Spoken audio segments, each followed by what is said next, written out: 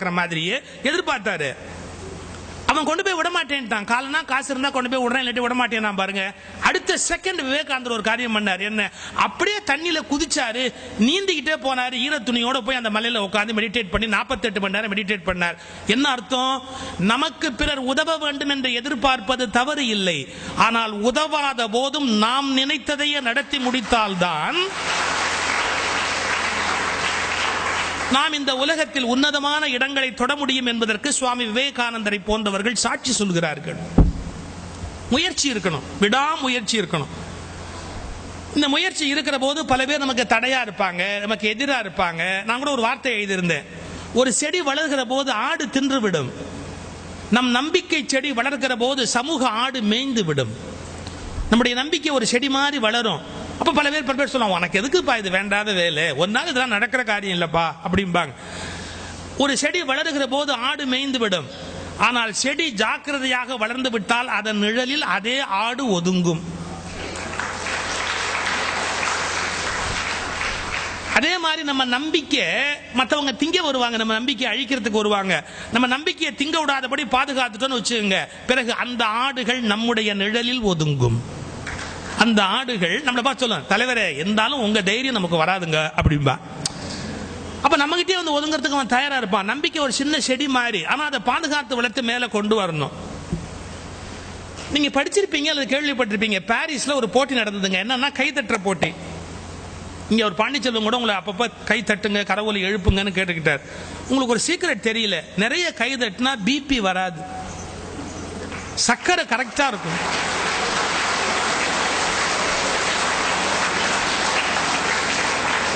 ஒரு 5 வருஷம் ஆயுள் ஜாஸ்தி ஆகும். அதனால ரொம்ப வருஷம் வாழணும்னு நினைக்கிறவங்க கை தட்டுங்க, ஆனா இப்ப போலாம் நினைக்கிறவங்க விட்டுருங்க.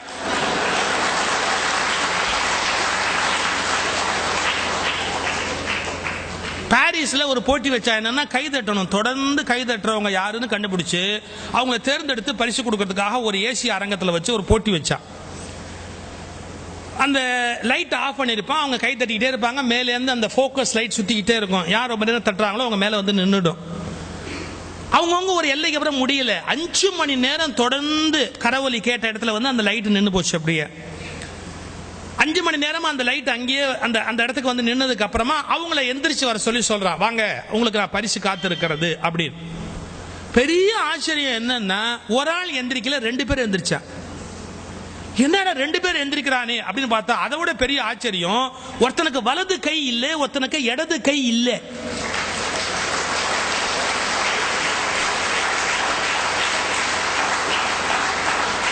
நீங்க முதல் விஷயம் யோசிக்கணும், கைதட்டுகிற போட்டியில் கை ஒன்று இல்லாதவன் கலந்து கொள்வேன் என்று தீர்மானிப்பதே வெற்றி பெற்றதை விட மேலானது. இதெல்லாம் கை தட்டுறவங்க நடத்துற போட்டி பாங்க, நம்ம ஏன்பா போனோம்னு நினைக்காம நமக்கு ஒரு கை தான் இருக்குன்னா நீ நானும் சேர்ந்து தட்டினா என்ன அப்படின்னு வலது கை இல்லாதவன் இடது கை இல்லாதவன் 2 பேரும் உட்கார்ந்து சேர்ந்து தட்டி இருக்கிறான். 5 மணி நேரத்துக்கு மேல அவன் தட்டி இருக்கிறான். அப்ப என்ன புரிஞ்சது?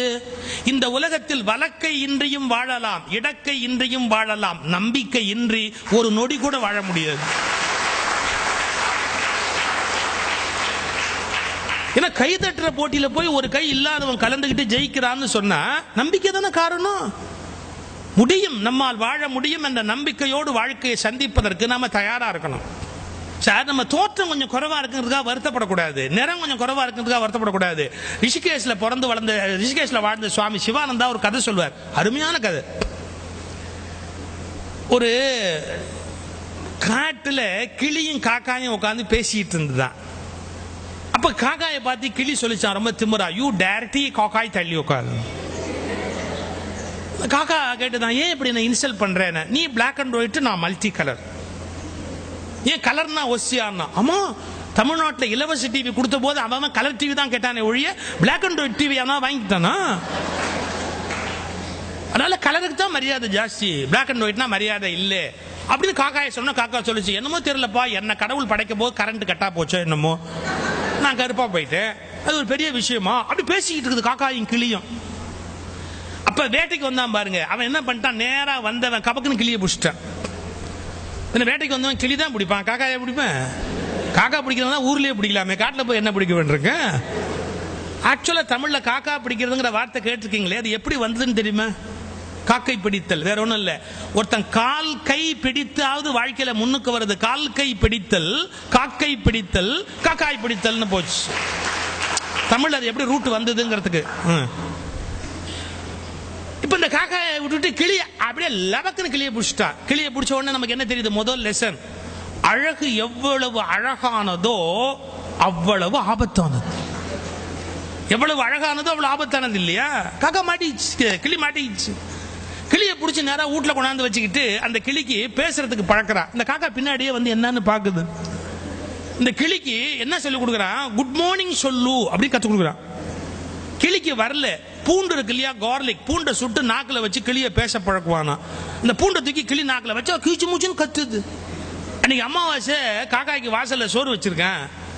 அவன் பண்டாட்டி கா கான்னு கத்துற உடனே அந்த காக்கா சோத்தை பார்த்து கிளியை பார்த்து, சோத்தை பார்த்து கிளியை பார்த்து ஒரு வார்த்தை சொல்லிச்சு. பாத்தியாடா, அவன் பாஷையில பேசுறதுக்கு உனக்கு சூடு வைக்கிறான், என்ன என் பாஷையில கூப்பிட்டு சோறு வைக்கிறான்.